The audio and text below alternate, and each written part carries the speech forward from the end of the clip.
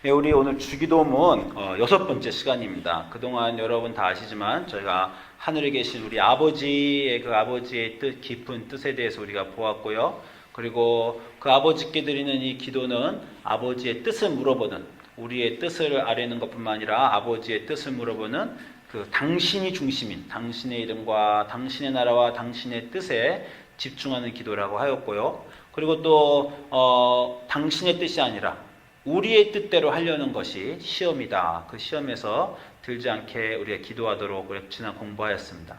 그리고 지난주에 우리가 이 어려운 구절이라고 말씀드리면서 오늘 우리에게 일용할 양식을 주시옵소서. 이게 왜 어려운 구절이냐면 우리 세상에서 필요한 것들을 이방인처럼 구하지 않고 그리고 그 영원한 것을 구하도록 가르쳐 주신 기도가 주기도문인데, 그럼에도 불구하고 주기도문 한가운데 우리 일상생활에 필요한 것, 너희는 먹을 것 입을 것 염려하지 말라고 가르치시면서도 우리에게 일용할 양식을 주시옵소서라고 가르치셨기 때문에 이것이 좀 맞지 않는 것이 아닌가, 이것이 어려운 것이다 라고 우리가 지난 시간에 나누었습니다.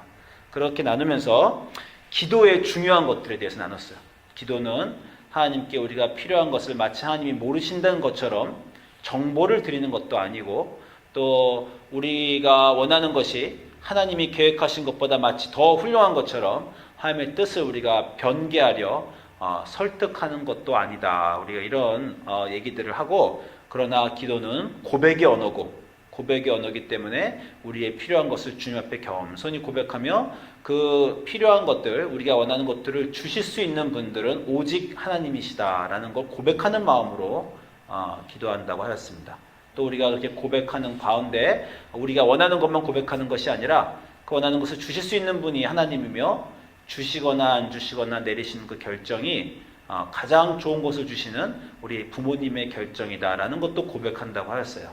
그래서 그 수많은 우리의 고백 속에 우리의 소원을 들어주시기도 하고 예스 하시기도 하고 노 하시기도 하시는 그 하나님과의 무수한 기도 속에서 우리가 주님과 관계를 맺는다, 이런 내용을 우리가 지난 시간에 나눴습니다. 오늘은 가장 논쟁이 되는 구절입니다. 주기도문에서 우리가 우리에게 죄 지은 자를 사하여 준 것 같이 우리의 죄를 사하여 주시옵소서. 이게 왜 논쟁이 되는지 여러분이 아시겠죠? 왜냐하면 우리 기독교의 핵심 교리는, 우리의 믿음의 근본은 우리의 행위에 따라 구원받고 용서받는 것이 아니라 우리의 행위가 어떻든지 하나님의 지극하신, 우리가 상상할 수 없는 그 사랑과 끝없는 용서로서 우리가 구원받는다라는 것이 우리가 믿는 바입니다. 그런데 이 구절에 의하면 마치 우리가 죄를 남을 사하여 주었기 때문에, 또는 그 우리가 남의 죄를 사하여 준다는 전제 조건 하에 우리의 죄를 사하여 주시옵소서라고 말하는 것처럼 들려요. 그래서 우리가 우리에게 죄 지은 자를 사하여 준 것 같이 우리의 죄를 사하여 주시옵소서. 그럼 우리가 만약에 다른 사람의 죄를 안 사하여 주었으면 우리의 죄를 안 사하여 주시는 건가? 우리에게 주시는 용서와 구원이 우리가 하는 행동의 기본이 되어서, 조건이 되어서 주시는 것인가? 그것은 아닐 텐데, 그러면 왜 이렇게 기도하라고 하셨는가? 이 구절에 대해서 많은 논란이 있습니다. 여러분이 지금 제가 드리는 말씀이 무슨 말씀인지 아시겠죠? 많은 학자들이, 또 신학자들이, 그리고 성인들이, 교부들이 도대체 이 말씀을 어떻게 이해해야 되는가 하고 고민을 했어요. 우리가 믿는 바와 다르기 때문입니다. 가장 일반적인 설명의 하나는요, 이 마태복음 18장 23절부터 35절에 나오는 용서할 줄 모르는 종의 비유에서 우리가 찾을 수 있습니다. 한번 찾아보세요. 마태복음 18장 23절부터 35절입니다. 마태복음 18장 23절에서 35절을 보시면 용서할 줄 모르는 종의 비유가 나와요. 자, 성경 말씀 보시면 마태복음 18장 23절 35절 보면, 이러므로 천국은 그 종들과 회개하려 하던 어떤 임금과 같으니 왕이 회개할 때 1만 달란트, 우리가 설명할 것도 없이 엄청난 양입니다. 국가의 채무와 맞먹을 정도로 엄청난 양인데 1만 달란트 빚진 자 하나를 데려오매 갚을 것이 없는지라. 여기서 이 비유에서 우리가 이 1만 달란트라는 것이 우리의 죄다라고 우리가 믿고 있습니다. 우리가 하나님 앞에 엄청난 죄를 지어서 그 도저히 갚을 수 없는 죄를 우리가 지었다는 것입니다.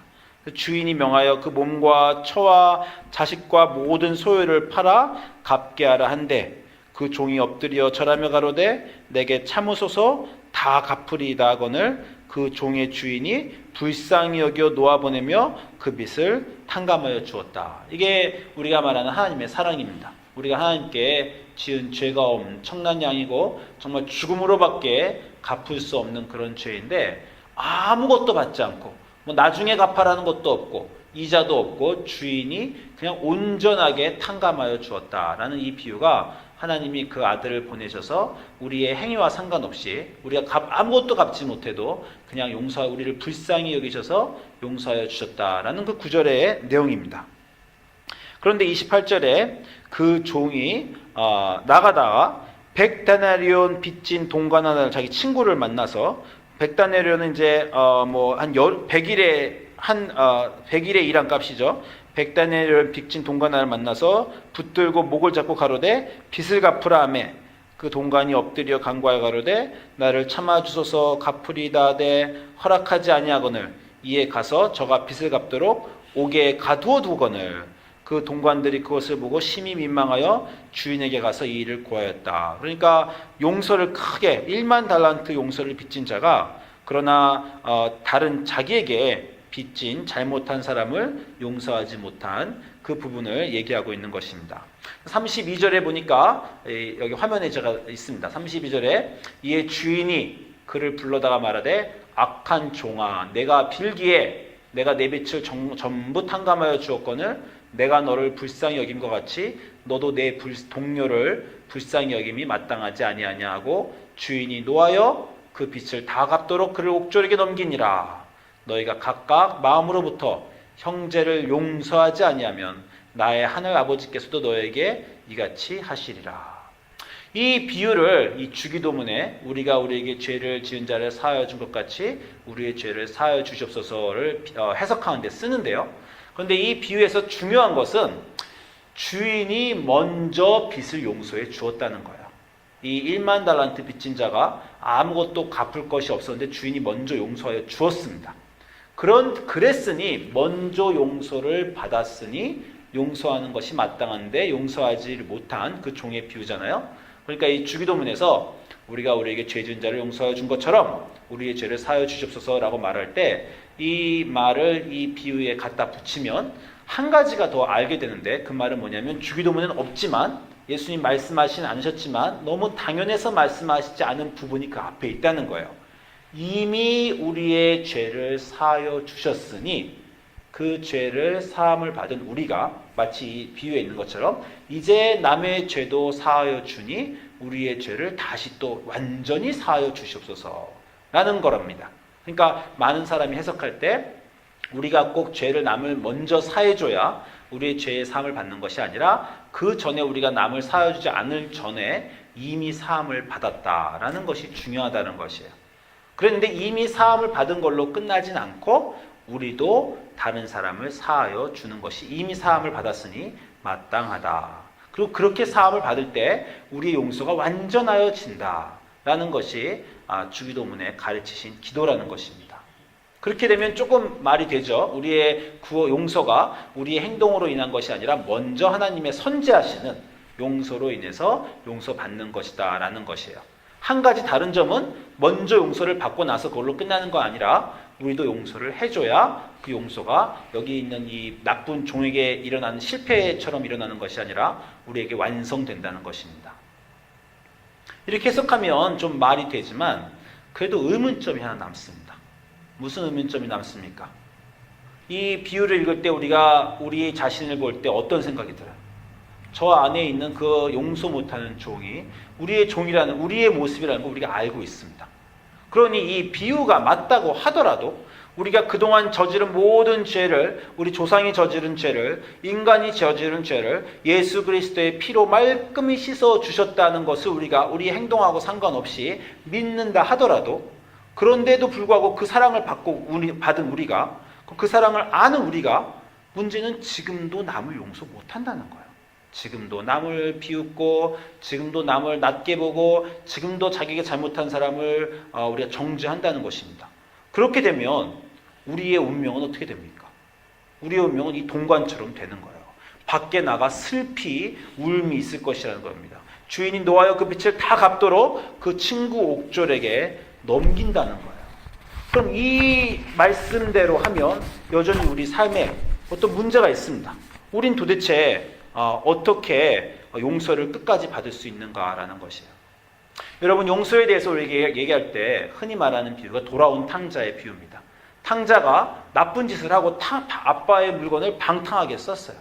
그런데 그 탕자가 돌아오자 아무 조건 없이 아버지가 사랑으로 받아주었다는 겁니다. 그래서 우리가 해피엔딩으로 그 얘기를 알고 있죠. 그런데 그 얘기를 우리의 삶에 또 적용하면 우리를 값없이 용서해 주신 하나님의 사랑에 감사할 수 있지만, 만약에 둘째 그 돌아온 아들이 돌아온 다음의 인생은 어땠을까요? 돌아온 다음부터는 정말 자기를 받아주신 아버지의 사랑에 너무 감업하여 그 다음 30년, 50년을 정말 아무 말썽도 안 일으키고 잘 살았을까요? 우리 한국 사람 말하는 걸로 그 재벌을 개줍니까? 또 잘못을 저질렀을 겁니다. 그러면 그때 아버지는 어떻게 하셨을까요?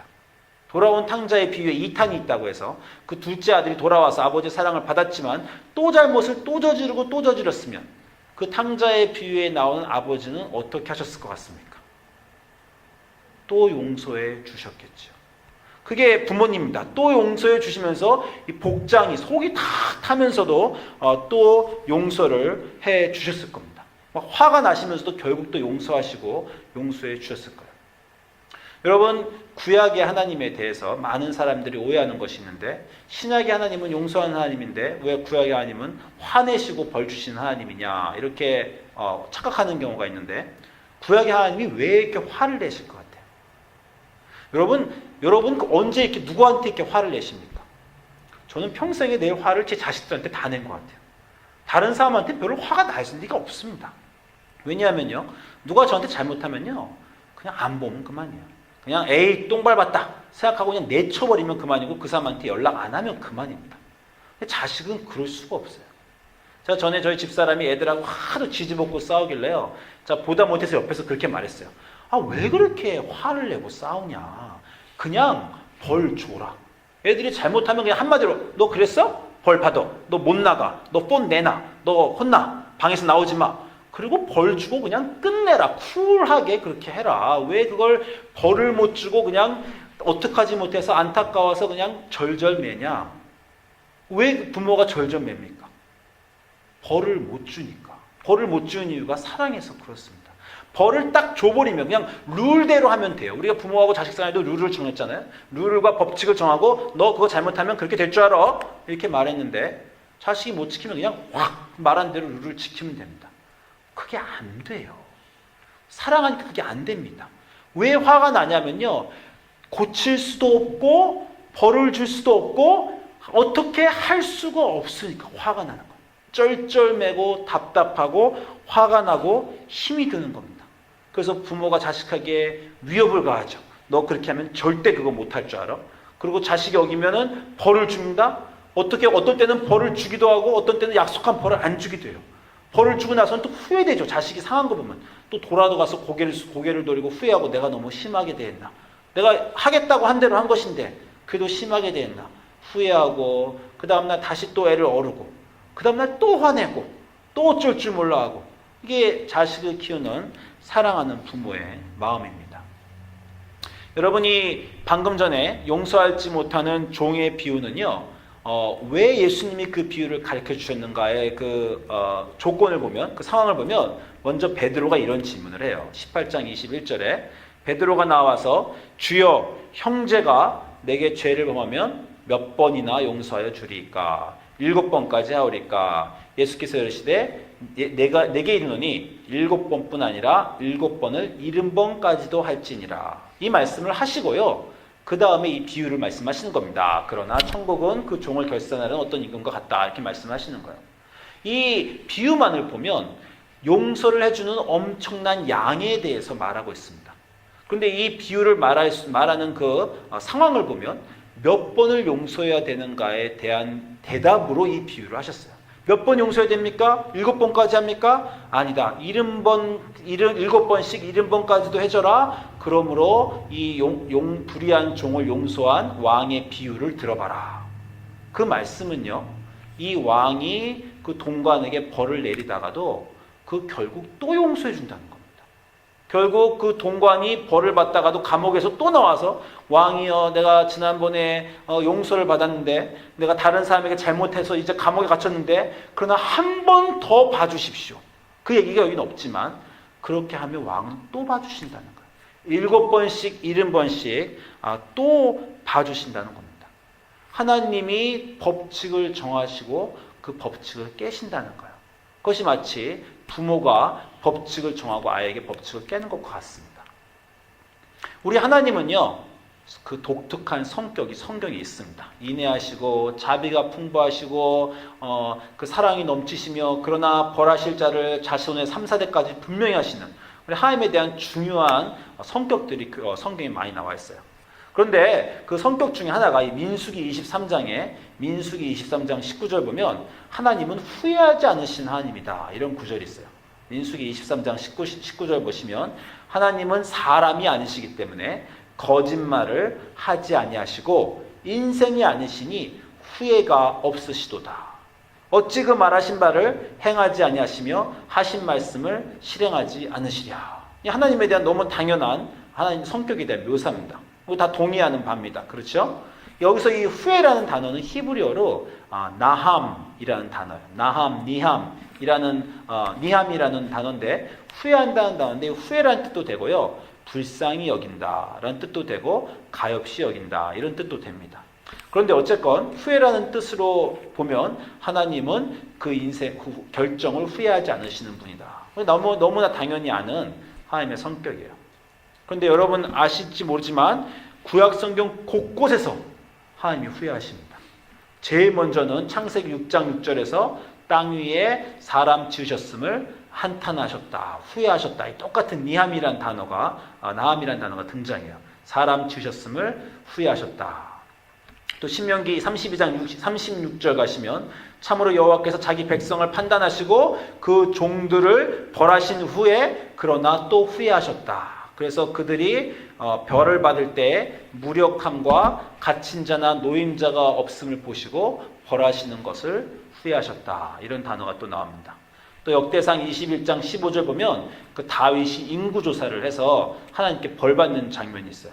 그때 하나님이 그 천사를 보내서 예루살렘을 멸망시키는 장면이 있습니다. 그런데 하나님이 예루살렘을 멸하러 천사를 보내셨다가 천사가 많은 사람을 멸하려 할 때 그 백성들이 멸하는 걸 보고 하나님께서 그 재앙 내리심을 후회하셨다, 뉘우치셨다. 그래서 천사에게 손을 거두라 라고 말씀하신 장면이 또 있어요. 또 한 구절만 더 보면 여러분이 잘 아시는 요나서에 니느웨, 악한 성 니느웨가 멸망하리라 라고 요나를 통해서 선고하신 후에 니느웨 왕들과 백성들이 금식하고 회개하는 것을 보시고 그들이 그 행한 요나서 3장 10절에 그들이 행한 것을 그 악한 길에서 떠나 돌이킨 것을 보시고 하나님이 뜻을 돌이켜 그들을 내리라고 한 재앙을 내리지 아니하신다라는 구절이 있습니다. 하나님은 성격이 있으세요. 인자하시고 자비하시고 영원하시고 불변하시고 후회하신 리가 절대 없는 그런 분입니다. 인간을 창조하시기 전에 전 우주를 다스리실 때 단 한 번도 후회하신 적이 없는 그런 하나님이세요. 그런데 인간을 창조하시고 그 인간을 자녀 삼으신 후에는 이제 하나님에서 아버지라는 정체성을 스스로 가지신 후에 많은 후회를 하십니다. 왜 후회를 하세요? 사랑하시니까. 벌을 주시기로 작정하시고 내가 너에게 복을 주지만 그렇게는 절대 하지 말아라. 그렇게 하면 반드시 죽고 벌을 받는다라고 약속을 하셔놓고 스스로 법을 정하셔놓고 그 사람들이 그 벌을 받아 죽게 되자 그 법을 후회하신다는 거예요. 하나님은 그 사랑 때문에 자기가 정하신 법을 후회하시는 그런 하나님입니다. 그게 바로 사랑의 하나님입니다. 하나님은 분명 룰을 정하셨어요. 내가 너에게 영원하게 아무 값 없이 너희를 용서하여 줄 것이다. 너희가 진 죄가 1만 달란트가 되고 나의 가슴을 다 상하게 한 죄를 할지라도 내가 내 아들을 통해서 값없이 용서해 줄 것이다. 그러니 내가 너에게 바라는 것은 단 한 가지인데 그 많은 죄의 사함을 받았으니 네 형제 자매가 너희 이웃이 너에게 조금 잘못한 그거는 사랑해 주도록 해라. 그렇게 할 때 너희의 죄 받은 용서가 완성된다. 라고 하나님이 말씀하시고 예수 그리스도에서 그렇게 가르쳐 주셨습니다. 그런데 그것조차 우리가 지키지 못하면 어떡합니까? 하나님은 그 일을 반복하십니다. 그 구절을 우리가 지은 죄를 용서해 준 것처럼 우리의 죄를 사하여 주시옵소서. 그때 우리가 다행히 우리에게 죄 지은 자를 용서해 주면 그 죄가 사함을 받고 우리 그 큰 용서를 받았음에도 우리가 그 용서를 받은 것도 모르고 불의하고 배은망덕하게 남을 또 용서하지 않으면 그래도 또 용서해 주시고 또 용서해 주시고 후회하시고 화내시고 어쩔 줄 몰라 하시고 그리고 위협하시고 너 용서 못 받는다라고 위협하시고 경고하시고 그러나 또 변개하시고 또 위로하시는 그런 하나님이시라는 것입니다. 제가 결혼을 하려고 결정을 옛날에 했을 때 이제 저희 집사람하고 연애하면서 결혼을 하기로 결정을 했어요. 저희 어머님한테 가서 저 여자와 결혼하려고 합니다. 이렇게 말을 했더니 저희 어머님이 저한테 물어보셨어요. 너는 그 여자의 뭐가 좋냐? 왜 그 여자와 결혼하려고 하냐? 어머님으로서 당연히 아들에게 물어보실 수 있는 말입니다. 근데 제가 어머님한테 뭐라 그랬냐면 이 여자는 참 조용합니다. 목소리를 크게 내질 않아요. 자, 이렇게 얘기를 했어요. 엄마도 알다시피 우리 삼남매가 우리 가족이 다 시끄럽잖아요. 저희는 그 시끄러운 집에서 자랐어요. 삼남매가 다 목소리가 크고 말을 다 많이 하고 식사 시간 되면 서로 그냥 말하느라고 정신이 없어요. 집이 늘 시끌벅적, 좋게는 흥겨웠기도 했지만 시끌벅적한 집이어서 여자친구를 만났는데 여자가 너무 조용하니까 참 좋더라고요. 그래서 제가 어머니한테 이 여자는 엄마 조용해요. 같이 있으면 마음이 평안합니다. 그래서 결혼하려고 해요. 제가 이렇게 이제 어머니하고 말씀을 드렸어요. 결혼을 하고 몇 년 지나자 어느 날 제가 입이 딱 벌어지면서 저게 내가 사랑한 그 여잔가 이런 순간이 옵니다. 갑자기 목소리를 막 소리를 지르는 거예요, 이 여자가. 저희가 이 가족 여행을 1년에 한두 번씩 하는데 한 7, 8년 전에, 한 6, 7년 전에 이 헐스트 캐슬도 간 적이 있어요. 헐스트 캐슬 가보셨어요? 이 캘리포니아 지금 산호세하고 LA 중간쯤에 이 헐스트 캐슬이라는 곳이 있는데 애들이 어렸을 때 한 7년, 6년 전에 이 헐스트 캐슬을 가족 여행을 한번 갔어요. 매년 가는 가족 여행인데 정말 최악의 가족 여행이었어요. 왜 그러냐면 이 헐스트 캐슬 가는 길이 너무 일본 국도가 꼬물꼬물해가지고 애들이 차 안에서 다 토했어요. 그리고 호텔에 머물렀는데 제일 싼 호텔을 골랐더니 글쎄 배드복이 따라왔습니다. 저는 인생에서 그 배드복이 옮은 건 정말 치명적인 일이었어요. 게다가 아이들이 호텔에서 그날 밤에 정말 난장을 피웠습니다. 정말 자기들끼리 애들이 어렸는데 정말 싸우고 소리치고 기물 파손의 난장을 피웠어요.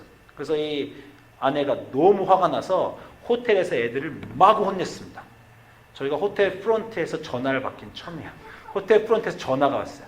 옆방에서 그 방이 너무 시끄럽다고 불평이 왔으니 좀 자제해 주십시오 라고 전화를 받고 제가 너무 창피해가지고 이 호텔 빨리 나가야 되겠다 이런 생각을 했는데 그 시끄럽다는 얘기가 애들 때문에 그런 게 아니고요. 애들 때문에 그 화를 낸 아내의 목소리 때문에 우리가 그 경고를 그때 받았어요. 아내가 막 소리 애들한테 막 질렀거든요. 그 소리를 질 때 제가 입이 똑 벌어져서 저게 내가 사랑하는 여잔가 이런 그 정말 생각을 한 적이 있습니다. 그럼 제가 궁금했어요. 원래 소리를 많이 지르는 여잔데 연애 때 아닌 척 내숭을 떨었을까? 아니면 원래 소리를 안 지르는 여자였는데 엄마가 새 아이의 엄마가 되니 소리를 지르는 여자로 바뀌었을까? 후자가 맞겠죠. 저도 부모가 되고 성격이 참 많이 바뀌었습니다. 부모가 되면요, 저는 원래 그런 사람이 아닌데 아이들 때문에 어쩔 수 없이 그런 사람이 돼요. 하나님은 공정하시고 온전하시고 룰을 정하시고 이 세상 전체를 지배하시고 그럼에도 불구하고 엄청난 사랑이 있으신 분이라 그 사랑으로 우리를 다스리시고, 그러나 그 사랑임에도 불구하고 혼돈 속에 놔두지 않으시고 막대한 사랑을 주시면서도 그 사랑에 대해서 우리가 보답할 것을, 다른 사람을 용서할 것을 요구하십니다. 그게 이 세상을 만드신 법이에요.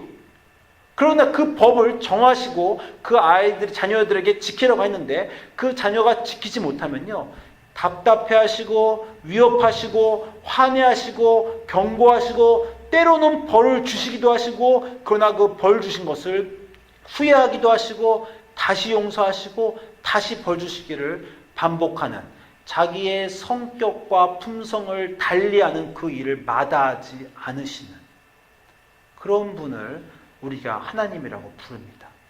그래서 예수님이 그런 분을 너에게 기도하기를 하늘에 계신 우리 하나님이 아니라 하늘에 계신 하나님을 넘어서는 아버지에게 기도해라 라고 기도하는 거예요. 여러분, 호세아서 제가 한 번만 더 보겠습니다. 호세아서 9장 15절에 하나님이 이스라엘에게, 호세아서 여러분 아시겠지만 남편에게 간음하고 떠난 고멜을 이스라엘로 비유해서 하나님이 하시는 말씀이에요.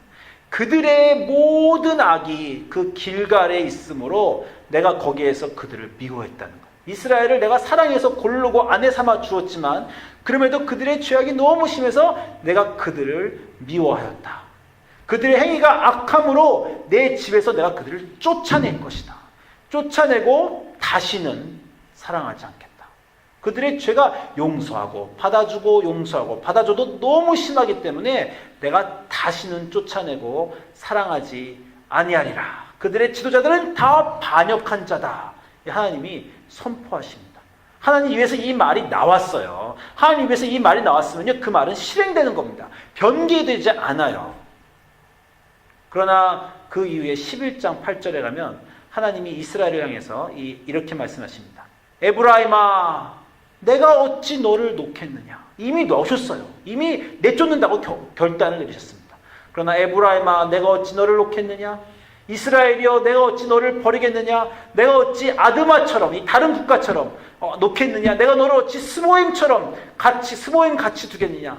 내 마음이 내 속에서 돌이켜 나의 긍휼이 온전히 불붙는 듯하도다. 내 마음이 탄다는 거예요. 내가 너희를 내 법칙대로 사랑을 그만큼 주고도 너희가 배반하면, 내가 마음이 정말 결단하고 내가 내보냈지만 내가 너를 그만큼 용서하고도 너희가 용서하지 않으면 이제는 용서하지 않겠다고 하였지만, 그러나 내 속에서 내 마음이 불붙는 듯 하는구나.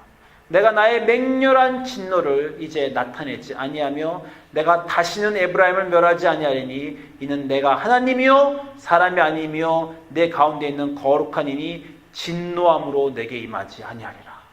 본인이 결정하시고 사랑하시고 배신당하시고 진노하시고 벌하시고 다시 또 마음이 불붙는 듯하여 다시 용서하신다는 겁니다. 그러나 이후로도 250년 있다가 이스라엘은 또 망했어요. 그러나 또 망하고 70년 후에 또 구원하십니다. 또 용서하시고 또 벌하시고 또 용서하시고, 이 하나님이 스스로 자기와 어울리지 않는 변개하시는 품성을 택하는 그 아버지 되시기로 하셨다는 것이 우리에게 주신 주기도문의 기도입니다. 너희가 기도할 때 그 하늘 아버지에게 기도하도록 하여라. 그 하늘 아버지는 너희의 그 엄청나고 무서운 죄를 용서하신 분이다. 그리고 그분은 너희가 잘되고 좋은 아이고 좋은 자녀고 서로 용서하기를 원하시니 그 용서받은 것처럼 너희도 너희 형제 자매 너에게 죄를 범한 자를 용서해 주도록 해라. 그렇게 하여야 너희의 죄가 용서하는 것이 마땅하다.